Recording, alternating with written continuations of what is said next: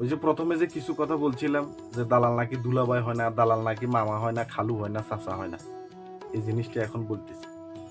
একটা লোক ঢাকাতে যখন আমার ব্যাগের কারখানা ছিল, ছোট্ট একটা কারখানা ছিল, উনি তখন আসতো আমার কারখানায়, মাঝে মধ্যে আসতো আর কি। মোটামুটি উনার ফেস আমার চিনা আছে। আবার উনি আসার আগে আমার কাছে আসছে যে ভাই 20 কিলো 22 কিলো নেওয়া যাবে, এরকম কোনো ব্যাগ আপনি বানাই দিতে পারবেন? 20 কিলো 22 কিলোর ব্যাগ নিয়ে আপনি কি করবেন? মানুষ তো এমনি ওই যে সাধারণ ছোট ব্যাগগুলো নিয়ে বাড়িতে যাই যে ছুটিতে, কয় যে না ভাই বিদেশ যাবো, বিদেশ যাবো। তো তো একটা ব্যাগের মধ্যে সবগুলো ঢুকে নিতে চাইতেছি, আর হাতে আর একটা ব্যাগ নিমু, বিদেশ চলে যেতেছি। তো আমি বললাম যে ভাই কোন দেশে যাইতেছেন? কয় যে যাইতেছি তো ভাই সৌদি আরব। সৌদি আরব যাইতেছেন? আপনি তো এনে গার্মেন্টসে চাকরি করেন, 20-22 হাজার টাকা পান, তো হঠাৎ করে বিদেশ চলে যাবেন কে? কয় যে ভাই 20-22 হাজার টাকা পাই, এগুলো তো থাকে না, খরচ হয়ে যায়, রুম ভাড়া আছে, অনেক টাকা পয়সা আমার খরচ হয়ে যায়, বিদেশে গেলে তো এর চেয়ে বেশি টাকা কামানো যাইবো। আমি বিদেশ চলে যাইতেছি। তো কবে যাবেন? কয় যে সপ্তাহখানিকের মধ্যে চলে যাবো। তো কে নিতেছে? কয় আমার এক ফুফাতো ভাই নিতেছে। উনার বাড়ি হচ্ছে কিশোরগঞ্জে। ওইখানে মনে করেন যে ছোটখাটো হয়তো জমি টমির মধ্যে টমেটো বেগুন টেগুন এগুলো লাগায় আর কি। উনি তো গার্মেন্টসেও চাকরি করে ঢাকাতে। আমার খালাতো ভাই আমারে বলছে যে টমেটো টমেটো লাগামু, বেগুন লাগামু, এগুলো আবার উঠে নিয়ে বিক্রি করবো, মাজরার কাজ, মাজরা।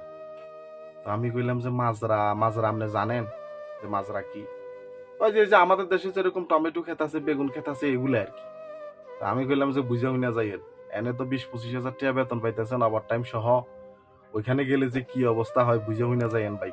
ওই যে ভাই সমস্যা নাই, আমার আত্মীয়, আমার আপন লোক, কোনো অসুবিধা নাই, কি আমারে আর বিপদে ফেলাইবনি। আচ্ছা ঠিক আছে, ফি আমান ইল্লা, চলি যান, কোনো অসুবিধা নাই। আমিও তো যামু, আমি কিছুদিন পরে যাইতেছি ওইখানে, আপনার সাথে আমার সাথে দেখা হইবে আল্লাহ যদি বাঁচায় রাখে। পৃথিবীটা তো গোল, পৃথিবী গোল, আপনার সাথে আমার সাথে হয়তো দেখা হইতেও পারে ওই দেশে, কোনো সমস্যা নাই, যান, আল্লাহর হাওলা। তো ভাই চলে আসছে, ভাই চলে আসার পরে আল্লাহর কি রহমত, কিছুদিন আগে ভাইয়ের সাথে আমার সাথে দেখা, ভাইয়ের সাথে আমার সাথে দেখা কিছুদিন আগে। ভাই বিকাশে টাকা পাঠাইবো, ঈদের আগে টাকা পাঠাইতে পারে নাই, সিন্ডিকেটের দাপা দাবিতে টাকা পাঠাইতে পারে না, ঈদের পরে আসছে টাকা পাঠাইতে। এখন আমি লোকটার দেখে চিনছি, কিন্তু উনি আমার চিনতেছে না। আমি উনারে দেখে বারবার উনার দিকে তাকাইতেছি, কি রে এই লোকটা কি আসলে আমার পরিচিত ওই লোকটা নাকি? আমি উনার দিকে তাকাই তাকাই দেখতেছি, বারবার উনার দিকে আমি তাকাইতেছি যে কি রে আসলে ওই লোকটা নাকি উনি? হইলেও হইতে পারে, সৌদি আরবে আসছে উনি, হয়তো দেখা হয়েও যাইতে পারে। আসলে কি এই লোকটা নাকি? অনেকক্ষণ তাকাই রইলাম। তো উনি কয়েছে ভাই আমার দিকে এইভাবে তাকাই রইছেন কে? আমি কইলাম ভাই আপনি কি ঢাকাতে চাকরি করতেন? কহ। আমি কইলাম আপনি কি ব্যাগের কারখানা থেকে ব্যাগ কিনছেন? কহ ভাই। আমি কইলাম যে আপনি আমার চিনেন না?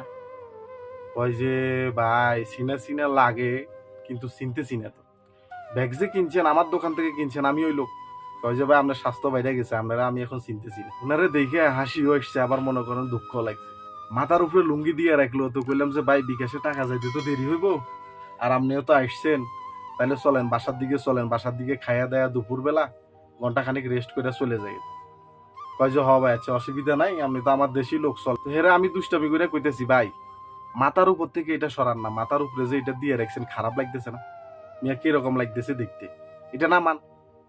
কয় যে হ ভাই এটা। আমি হ এটা। কয় যে এটা দিতে দিতে অভ্যাস হয়ে গেছে, ওই যে মাজরার ভিতরে কাজ করি তো, অনেক রোদ, অনেক রোদ, দেখেন না চেহারা টেহারার কি অবস্থা হয়ে গেছে। আমি বললাম যে ওইটা তো দেখতেছি, আচ্ছা একটা ভিডিও বানাই আপনাদের দিয়া। কয় যে না ভাই ভিডিও বানায় না ভাই, বাড়িতে খোলা মাইয়া আছে, বউ আছে, আত্মীয় স্বজন আছে, ওরা যদি দেখে আমার মান সম্মান চলে যাবে। আমি কইলাম মান সম্মান চলে যাবে? আমরা তো তখনই কইলাম ভাই আপনি যে মাজরার কাজে যাইতেছেন, আপনি জানেন যে মাজরার কাজ কি? মাজরা কারে কয়টা জানেন? তা আপনি কইলেন যে আপনার আত্মীয়, যে আপনার আত্মীয় আপনারা নিয়ে আইবে, এখন এই অবস্থা। ওই ভাই ওই শালার পুতে যে আমারও ওই দিন দিয়ে গেছে, আর কোনোদিন আমার একটা মিনিট খবর নেয় নাই, বা আমার কপিলরে ফোন দিয়ে জিগায় নাই যে আমার এই লোকটা আছে কি, আমার এই লোকটা আছে কিনা, এই লোকটার কোনো কিছু প্রয়োজন কিনা। আমি তো নতুন মানুষ, জানি না ভাষা, এদেরকে আমি ভালোভাবে বুঝাইও কোনো কিছু কইতে পারি না। এই শালার পুতে একটা বারও জিগায় নাই যে আমি এখানে আসি না মারা গেছি। তা আপনারা বিষয় কিনার আগে আত্মীয় স্বজন যেগুলা থেকে বিষয় কিনবেন, যে আত্মীয় স্বজনই আপনার হোক, ওই আত্মীয় স্বজনরে ভালো করে জিগাই নিবেন যে ভাই ওইখানে যে যাব আমার কাজটা কি।